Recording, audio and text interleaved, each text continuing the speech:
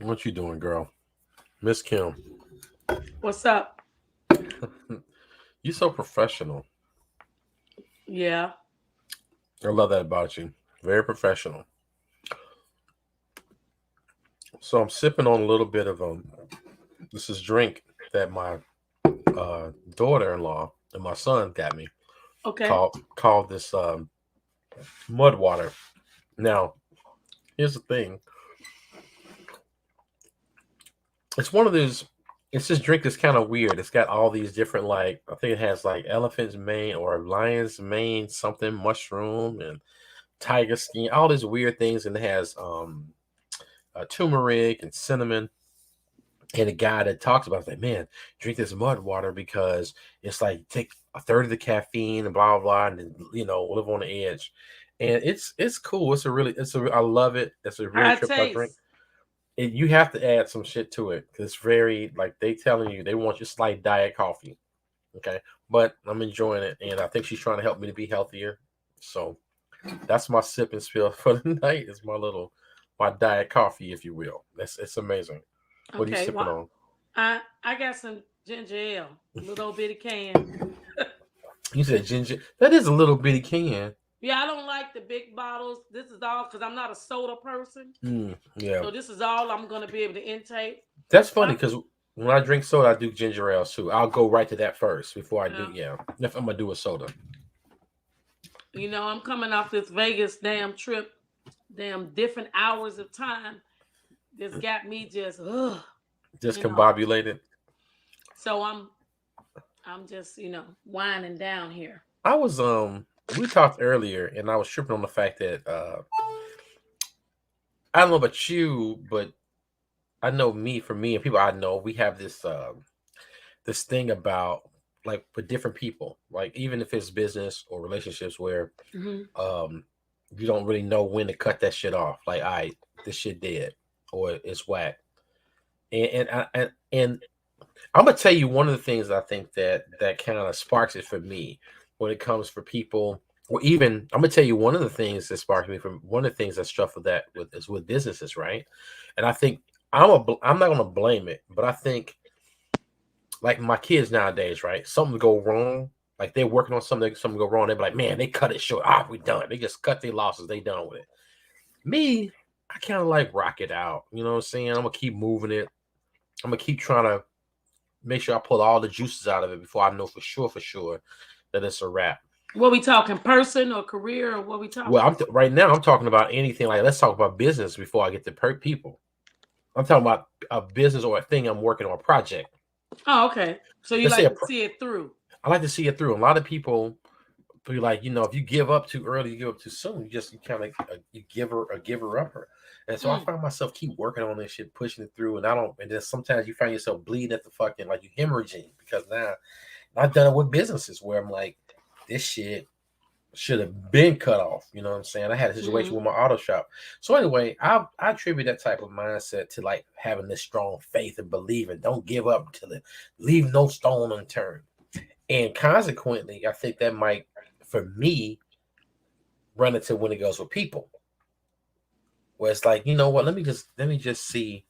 You know what I'm saying? Let me give this one more time, one more chance, or let me have another conversation and stuff like that. So when you talking about it earlier, I'm like, well, when the fuck do you cut people off, cut shit off? Like when is that cutoff point? How do you know when it's a wrap? When you had a maturity to say this is it's a wrap for that, that this should be done deal. What do you think about that shit? I mean, what has been your experience? I know mine has been tricky, Joe. Real talk. And I mean, I would say for me, I think I cut shit off quicker when it comes to business than I do in relationships. mm, mm, mm, mm, mm, Um, mm. Relationships is where it become tricky for me and hard because I think sometimes we need to get out of our own head. Though we be staying for shit because this is what we want it to be than what it is. You need to really see things for what it is than what you want it to be. Right. So, and you can look at that in every aspect of your life, but one of them will be harder than the other. Mm, One of them will be. Wouldn't you say? Like you said in business, You want to see it through. You know, like a lot of people can start a bunch of businesses, Mm-hmm. but they don't see them all through. They get bored, and but certain people feel like that in a relationship too. I get bored. I don't. The thrill is gone. The spice ain't there.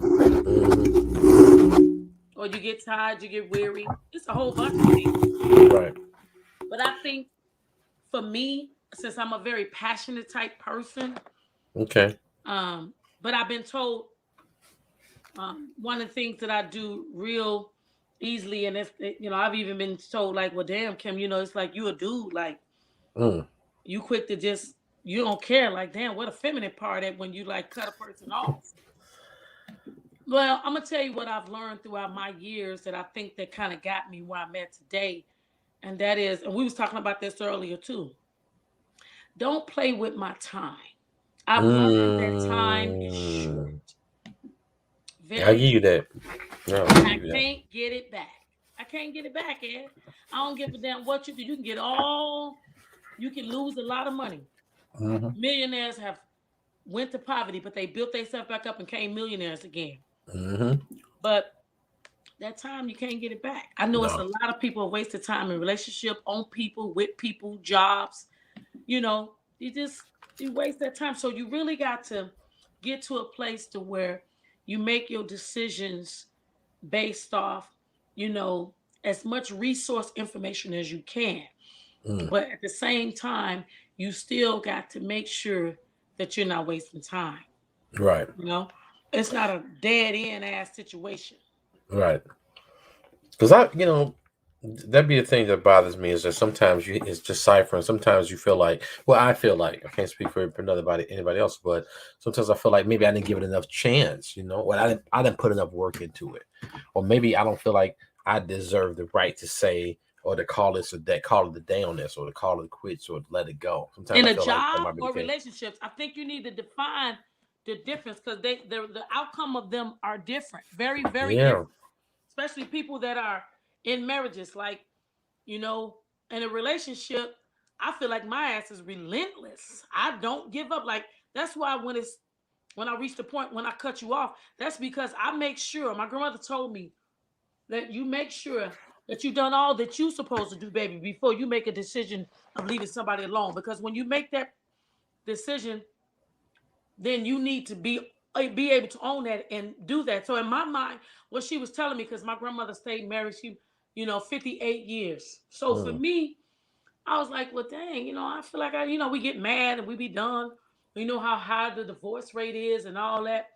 But to me, I took that concept as just that. Like, I make sure I don't like to end relationship. I'm not a person that progress so good with change. I just told you this earlier where because change is inevitable. So you do Right. grow. But Right. that's like I was saying earlier, I said, like what you saying right now, I'm like looking at you sideways because I'm like, really, Ed? Because your ass play devil advocates a lot, which is the opposite of me. I go with the flow. And Mhm. then I like to put little data and stuff together and then I come up with an outcome. But I'm not easily portrayed, or I try to stay away from as much overthinking as possible because that will mess you up for real. That will mess you up. I don't want to do that. I think overthinking is the biggest cause of unhappiness.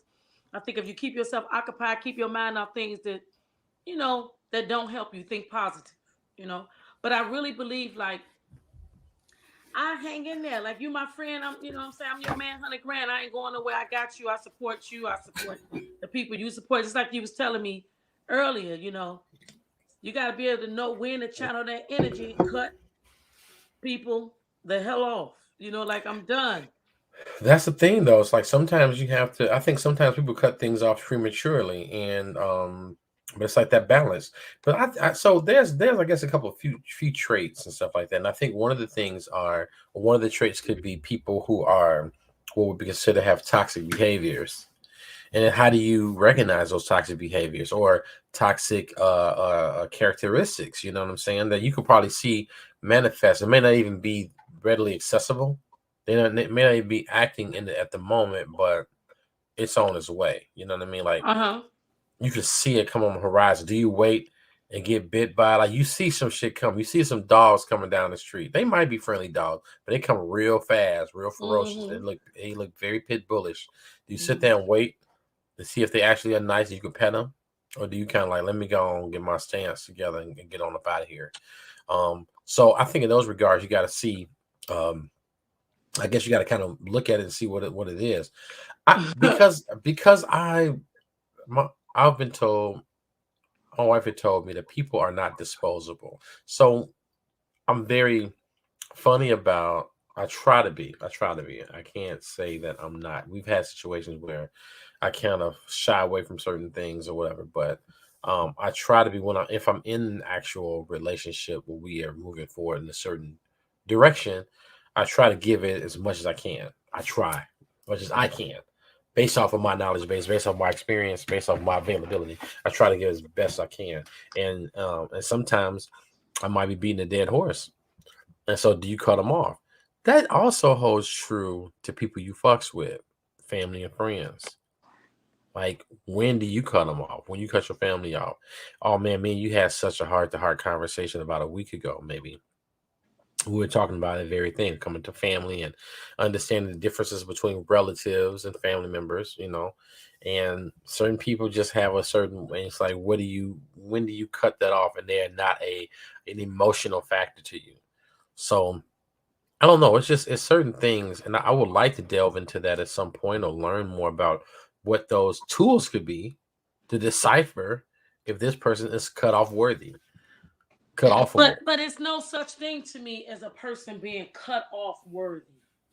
I feel like everybody in every situation is different.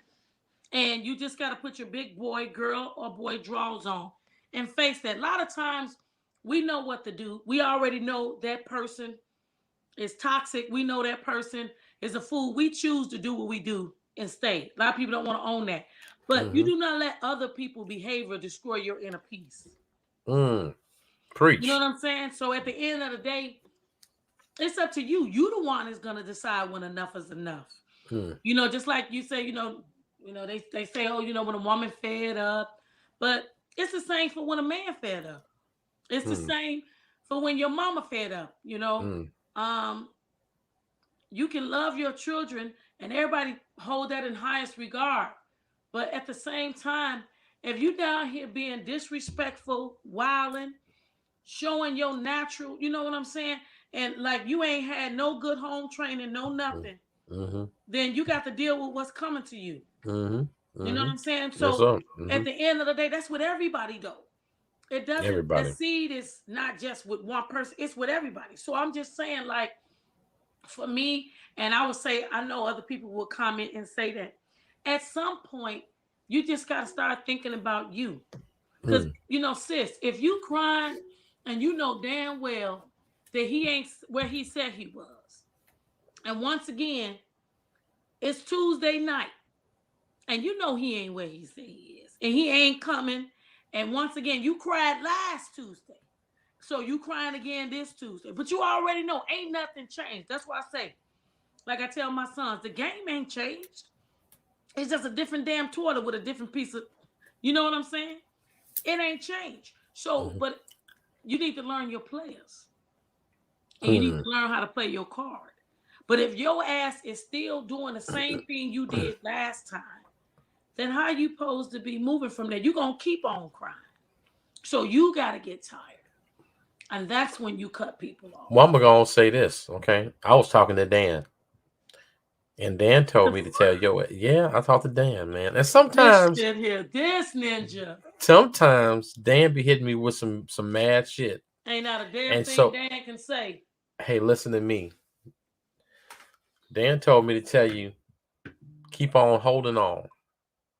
Keep on keeping on. If he don't come home Tuesday night, you just sit your ass there and wait till he get there. If you crying, get out your motherfucking feelings. Woman up. Put your big girl panties on.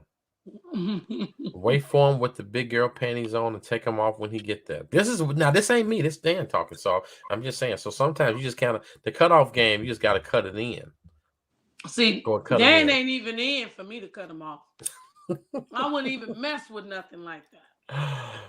I think that I think just knowing, like you said, people, I like what you say, like people aren't curl off worthy, but just knowing where your tolerance levels are. Oh, and it's one thing, and I've Right. learned this too about um I'm learning this and understanding this from the perspective, especially from my black sisters like yourself, and when you start loving yourself and you regarding yourself higher, and you teaching people how to treat you, you're showing people how to treat you, and once you put that map out there, gave them those cliff notes, and what they're saying that says when a person shows them who you are, you believe them, Correct. and that and you balance those two. I gave the roadmap, I gave the cliff notes, and you still doing what you want to do.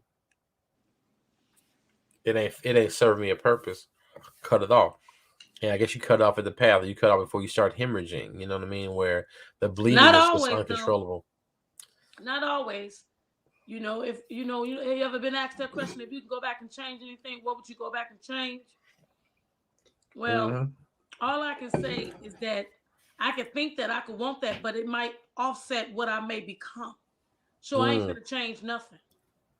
Um, I'm quite sure God gave us several different pathways that He wanted us to go down when He mm-hmm. created each and every last one of us. Mm-hmm. But I'm seriously, in the next segment, we'll talk about it, on my way to my destiny, and I can't reach it if I can't face things. So I would say this: don't be afraid of change. You know what I'm saying? It's Mm. hard. I would say that because that's the biggest thing for me. Everybody think because I'm 100% Sagittarius, but Oh, you I know don't what's have funny? that like that. I don't have that. So I don't have that change. Like, oh, I'm ready. I'm this. I don't do that. But don't be afraid of change. Mm-hmm. You may lose something good, Mm. but you will gain something even better. Mm. Ondolobo shata. That's some of that speaking in tongues. So you don't know about that. That's from back in the day in church. But that's That's the that's speaking that's in a tongues. Kimmy gem that I've learned that you asked me through my What are life. Eddie? Where's my Eddie Gems at? What the hell? You didn't tell me we was doing Kimmy Gems and Eddie Gems. When we gonna do this? First of all, we got to get this We're just together having a regular Mitchell and before Mitchell we before conversation. we You get know when how we we get on do. here. Look, when we get on air. We need to have a conversation. We start busting all this knowledge, lot knowledgeables out, and you and me embarrassing me online with all your big old education and all your wisdom. You got to let me know you finna bust some wisdom out so I can be ready. But You know we have to what? be I'm gonna we tell have you to how be equally yoked. smart. I'm gonna clean it up for you real good. I'm gonna tell you how smart you are. See, you already know that I'm gonna Oh, bust out with some wisdom, some gems, and some knowledge that might not help everybody, but it's gonna help one person, even you. even So me. that's why I'm the co-anchor. You got that right. I couldn't ask for a better one. And listen, I'm not here, people. I'm not here to be on here and praising no Kimmy, but Kimmy is the truth. She's gotten me through some. I'm just saying, some people be like, y'all doing too much, but I don't know. And so you got to give It's people their because the world flowers. mad shit. We gonna It's spread a love. it's a poor duck that doesn't praise his own pond. That's what I heard. Whatever that meant. I never really quite got that one, but I remember that phrase. Mm. But yeah, you gotta give people their flowers, and so yeah, I give it to you. You go into it and you break it on down and give me the rigmarole, as my mama would say. But yeah, so I'm dead at. I love that. I'm with that, and really loving yourself, and then getting to the point of understanding when things are not beneficial to you and it's counterproductive to your success, to your progression. I was telling my son the other day. I told him to. There was this thing I learned. It's pretty dope. I was reading this book, and it's a phrase that was called. I want to read this to you real quick, and it was called obsessional desire. And obsessional desire. But anyway, obsessional desire is the state of mind that clears the mind of fear and doubt and self-imposed limitations. And that's when you go things when you're doing stuff so hard, you're so diligent on it. And sometimes when you're on a path, and like you were talking about earlier, which I love what you were saying, like wasting your time. You were helping some people out. You was doing some things. I'm not gonna go into that, but you were on it. You was handling business. You were just like, I'm handling business. I'm handling business. And when you're handling business and you're doing things, or you going in a direction where you got a calling to go, or you got things to do, like a calling or a purpose, and you got people who are counterproductive. They're holding you back from your purpose because you're working so hard, or you're really diligent in it. It's a lot of times it's simple to see, like, hold on now, you pulling me back. And I think that if you, because I was talking about tools, and I'm bringing this to a close here, or bringing it to a point here, is what I'm saying is that if you're focused and you have a diligence in your spirit, or you're working on something, work towards something, you building something, and you incorporate people, and you see that there's a constant pulls, constant counterattack, pulling you back, one step forward, two step back, and you like, I'm not getting to my goal because I'm working on something, I'm focused on something. Oh, cut off. It's stuff like that when you know that you have a purpose and you know you can see the goals you have in place. So I was telling my son, I said, put yourself some goals in place, put some things that are solid and dead ass, so that you know that when you're not there, you're like, something went wrong. I was supposed to be, this is today the 17th. I was supposed to have this, that, and the other done. I've been working on it. I got to go back and see where that went wrong at. So the cutoff game when it comes to people, business, and things of that nature could probably be a lot simpler, in my opinion. Can be a lot simply ascertained if you have a thing in place. If you rocking, because if they holding you back, it's like, no, this ain't where God got me going. This ain't where I'm supposed to be. It shouldn't be this damn painful for simple shit. It shouldn't hurt to go to sleep. You know what I mean? It shouldn't hurt to drink water, stuff like that. And you start to see that those things are pulling you back and holding you back, or counterproductive to your progression. Then cut off. That's my little spiel for the day. Or my sipping spiel. My little spiel for the day. Well, to wrap it up, guys, for everybody that's feeling like a need or want that you need to cut somebody off, or when do you know to cut somebody off? When do you know to cut somebody off? What's your thoughts? What you thinking? Please like, subscribe, share, and comment, and let us know what you all thinking. But I'll say this in my closure, I feel like in knowing that it's so easy to blame other people. So I would say, he who blames others has a long way to go on his journey. But he who blames himself is halfway there. Okay? Okay. That's ownership. Okay. But he who blames no one has arrived. So if you're tired and you're done, then just cut them off. You'll know what it's like when you really know what it's like. Until you do it, you won't know, would you? You won't. Kimmy Jim, we'll see y'all later. I love it. I'm so proud. That's my partner. That's my anchor. Go, Kimmy. It's your birthday. Go, Kimmy. All right, y'all. It's been real and it's been fun. But what I say, it ain't been motherfucking real fun. Holla back. See y'all again.